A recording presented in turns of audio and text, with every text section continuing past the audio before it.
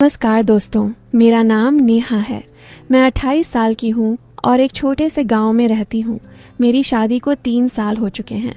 मेरा पति संजय खेतों में दिन भर मेहनत करता है और मैं घर संभालती हूँ। हमारा घर छोटा सा है लेकिन खुशियों से भरा हुआ। मेरी बॉडी थोड़ी भरी भरी है, कमर पतली, कर्व्स ठीक ठाक। मुझे अपनी यह फिगर पसंद है। मैं हमेशा साड़ी पहनती हूँ जो मेरे जिस्म पर अच्छी लगती है। कभी कभी तेज़ हवा चलती है तो साड़ी का पल्लू उड़ जाता है और मैं शर्मा जाती हूँ। लेकिन गांव की ज़िंदगी ऐसी ही है, सादगी और मेहनत से भरी। आज मैं आपको अपनी ज़िंदगी की एक ऐसी कहानी सुनाने जा रही हूँ जो पिछले साल की है। यह कहानी मेरे देवर राहुल से जुड़ी हुई है। शुरू में मुझे लगा था कि शायद कुछ गलत हो रहा है, लेकिन अंत में सब कुछ बहुत सुंदर निकला। चलिए शुरू से बताती हूँ। पिछले साल राहुल, जो मेरा पति का छोटा भाई है, शहर से गांव लौटा। राहुल की उम्र 26 साल थी, मुझसे 2 साल छोटा। वह शहर में पढ़ाई कर रहा था लेकिन अब घर आ गया क्योंकि वह गांव में ही कुछ नया बिजनेस शुरू करना चाहता था। हमारे घर में पहले सिर्फ हम 2 थे, मैं और संजय। अब राहुल के आने से घर में रौनक आ गई। 3 लोग हो गए। संजय सुबह जल्दी खेतों पर चला जाता और शाम को थक हार कर लौटता। मैं घर का सारा काम संभालती, खाना बनाना, बर्तन धोना, जानवरों को चारा देना, कपड़े धोना। शाम को थोड़ा टीवी देख लेती। राहुल बहुत बातूनी और हंसमुख था। मुझे हमेशा भाभी कहकर बुलाता। उसकी मुस्कान बहुत प्यारी थी, लेकिन कभी कभी उसकी आंखों में एक अजीब सी चमक नजर आती, जैसे वह कुछ छिपा रहा हो।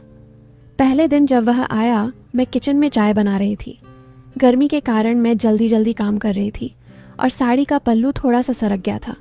तभी राहुल अंदर आया और बोला, भाभी क्या बना रही हो? कुछ गर्म गर्म मिलेगा क्या? मैंने मुस्कुराते हुए कहा, हाँ देवर जी, चाय बन रही है, थोड़ी देर में आ जाओ।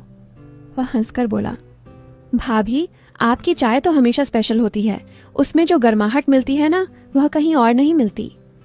मैंने सोचा शायद मजाक कर रहा है, लेकिन उसकी नज़रें मेरे सरके हुए पल्लू पर रुक गई थीं। मैंने जल्दी से पल्लू ठीक किया और चाय लेकर बाहर आई। हम तीनों ने साथ बैठकर चाय पी। संजय ने राहुल से उसके प्लान पूछे। राहुल ने कहा, भैया मैं गांव में ही रहकर कुछ करूंगा, शायद ऑनलाइन बिजनेस, यूट्यूब या प्रोडक्ट बेचना, पहले सेटअप करना है। मैंने कहा, बहुत अच्छा है, घर पर रहोगे तो अच्छा लगेगा। राहुल ने मेरी ओर देखकर मुस्कुराते हुए कहा, हाँ भाभी, आपके साथ समय बिताना तो मज़ा ही आएगा, आप तो घर की रौनक हो। उस शाम संजय थक कर सो गया। मैं बर्तन धो रही थी। राहुल बाहर बरामदे में फ़ोन देख रहा था। अचानक वह किचन में आया और बोला, भाभी क्या मैं मदद करूं? बर्तन धोने में हाथ बंटा दूं? मैंने हंसकर कहा, नहीं देवर जी, मैं कर लूँगी, तुम आराम करो। वह बोला, भाभी आप अकेले कितना काम करती हो, चलो मैं भी कर लेता हूँ। कहकर उसने एक प्लेट उठाई और धोने लगा। सिंक के पास हम करीब आ गए। हमारी उंगलियां आपस में छू गईं। मैं थोड़ा पीछे हट गई। वह मुस्कुराया और बोला, भाभी आपकी उंगलियां कितनी नरम हैं, बिल्कुल मखमल जैसी। मैंने कहा, बस करो राहुल, मजाक मत करो। वह हंसता रहा। उस रात मैं बिस्तर पर लेटकर सोचती रही, क्या वह सिर्फ मजाक कर रहा था या कुछ और। अगले दिन सुबह मैं उठी तो राहुल पहले से जाग चुका था। वह घर के पीछे वाले बगीचे में कुछ कर रहा था। मैं बाहर गई और पूछा, इतनी सुबह क्या कर रहे हो?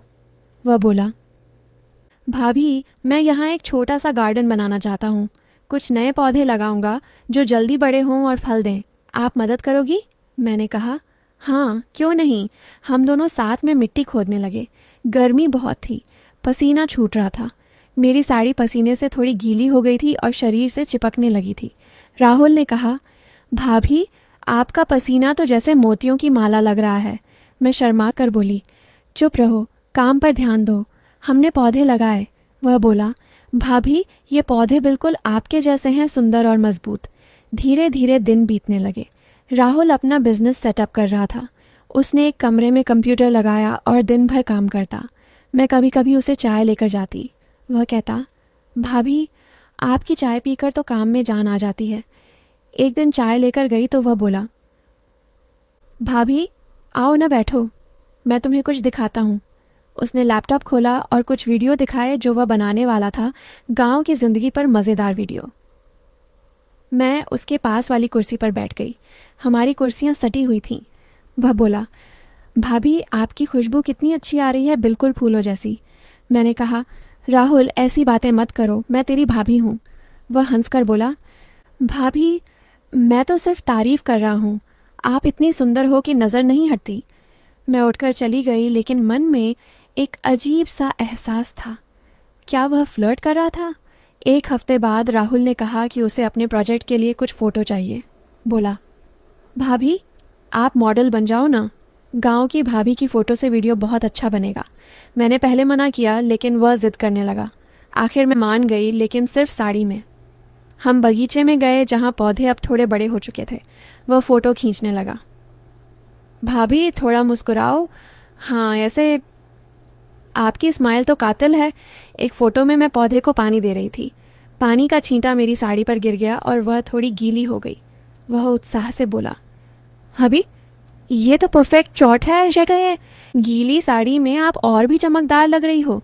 मैं बहुत शर्मा गई, लेकिन फ़ोटो सच में अच्छी आई। शाम को संजय को दिखाई तो उसने कहा, अच्छा है, लेकिन नेहा ज़्यादा मत करना। राहुल ने कहा, भैया चिंता मत करो, भाभी मेरे साथ पूरी तरह सुरक्षित हैं। समय आगे बढ़ता गया। राहुल का यूट्यूब चैनल चलने लगा। वह वीडियो डालता और मैं कभी कभी उसकी मदद करती। एक दिन बोला, भाभी आज रात एक लाइव सेशन है, आप ज्वाइन करोगी? मैंने कहा, मैं क्या करूँगी? वह बोला, बस बैठकर बातें करो, दर्शक बहुत पसंद करेंगे। रात को संजय थक कर सो गया। मैं राहुल के कमरे में गई। लाइव शुरू हुआ। राहुल ने कहा, दोस्तों ये मेरी प्यारी भाभी है, देखो कितनी सुंदर हैं। कमेंट्स आने लगे, भाभी जी की स्माइल कमाल की है, आवाज़ कितनी मीठी है। मैं शर्म से लाल हो गई। राहुल बोला, भाभी गांव की ज़िंदगी के बारे में बताओ ना। मैंने थोड़ा बताया। वो बीच बीच में कहता, भाभी की आवाज़ तो शहद जैसी मीठी है। लाइव ख़त्म होने के बाद वह बोला, भाभी आपने तो कमाल कर दिया, सब पागल हो गए आपके ऊपर। मैंने कहा, बस अब नहीं करूँगी। लेकिन वह सिर्फ मुस्कुराता रहा। अब घर का माहौल थोड़ा अजीब सा हो गया था। संजय दिन भर बाहर और मैं राहुल घर पर अकेले। वह हमेशा मेरे आसपास रहता, मदद के बहाने। एक दिन मैं कपड़े धो रही थी। वह आया और बोला, भाभी ये कपड़े कितने सॉफ्ट हैं, बिल्कुल आपके जैसे। मैंने कहा, राहुल तू अब ज़्यादा हो रहा है। वह बोला, भाभी मैं तो सच कह रहा हूँ, आप मुझे बहुत अच्छी लगती हो। मैं चुप रही। मन में डर था, क्या वह सच में कुछ गलत सोच रहा है। कुछ दिन बाद राहुल ने एक सरप्राइज प्लान किया। दोपहर में मेरे पास आया और बोला, भाभी आज शाम को तैयार हो जाओ, कुछ ऐसा होगा जो आप कभी नहीं भूलोगी। उसकी आवाज़ में रहस्य था। मैं घबरा गई। शाम को संजय आया। राहुल ने घर को सुंदर तरीके से सजाया था, लाइट्स, फूल, केक। हम तीनों बैठे। राहुल बोला, भैया भाभी आज मेरा घर आने का 1 महीना पूरा हुआ, ये सेलिब्रेशन है। हम हंस पड़े। फिर राहुल ने लैपटॉप खोला और एक वीडियो चलाया। वह वीडियो मेरी और संजय की ज़िंदगी पर था, हमारी पुरानी फ़ोटोज़, गांव के पल, घर की खुशियाँ।